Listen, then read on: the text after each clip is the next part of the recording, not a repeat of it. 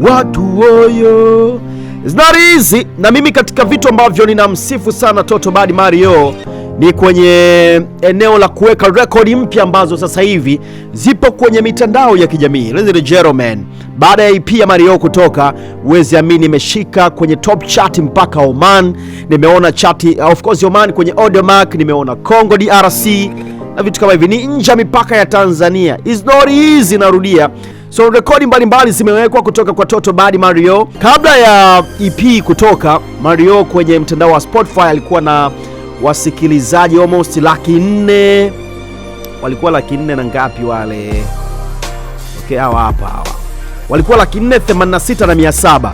So siku 4 baadaye, baada ya EP kutoka, wakashoot listeners wakafikia mpaka 503,000 kwenye mtandao wa Spotify. Kwa hiyo ukikalculate hapo kuna ongezeko kama la idadi ya wasikilizaji 16,300. So hiki sio kitu kidogo, na tunazungumza kuhusu Spotify, mabibi na mabwana, sehemu ngumu kweli kweli kwa wasanii kupeleka project zao, lakini kwa Mario imewezekana.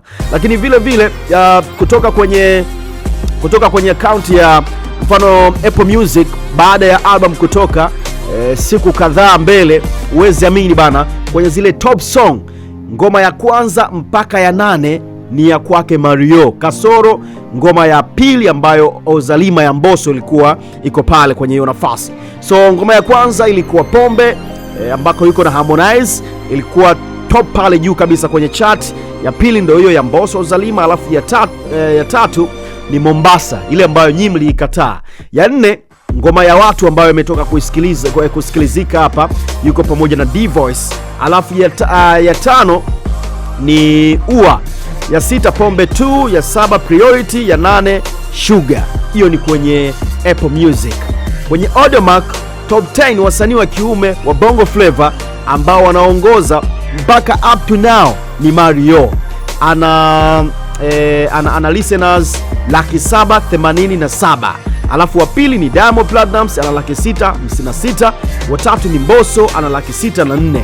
Wa 4 ni Alikiba ana 573,000. Alafu wa 5 ni Harmonize ana 548,000. Wa 6 Kondela, wa 7 Rayvanny, wa 8 J Melody, wa 9 Ibra, alafu wa 10 ni Juma Jokes. Umeelewa sijui? Yes.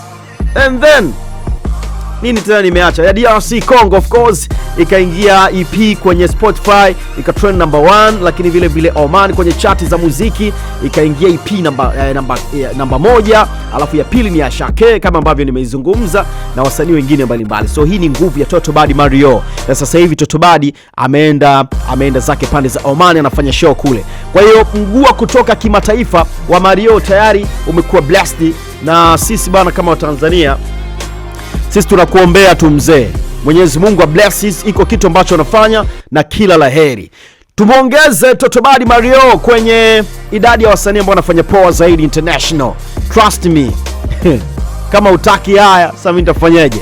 Karibu kwenye show. Mimi naitwa Dr. Pupu, naitwa Haji the Credible, na hizo zilikuwa info za EP ya Mario ambayo inaendelea kufanya vizuri sana kwenye digital platforms na maeneo mengine mbalimbali. Mtaani kwenye zinapigwa vipi kama pombe na watu. Oya noma. Anyway, so tuko hapa kwenye Flavor mpaka saa 10 kamili za jioni. Mimi naitwa Haji, na nitakuwa mwenyewe leo mdogo tu mpaka saa 10, au sio?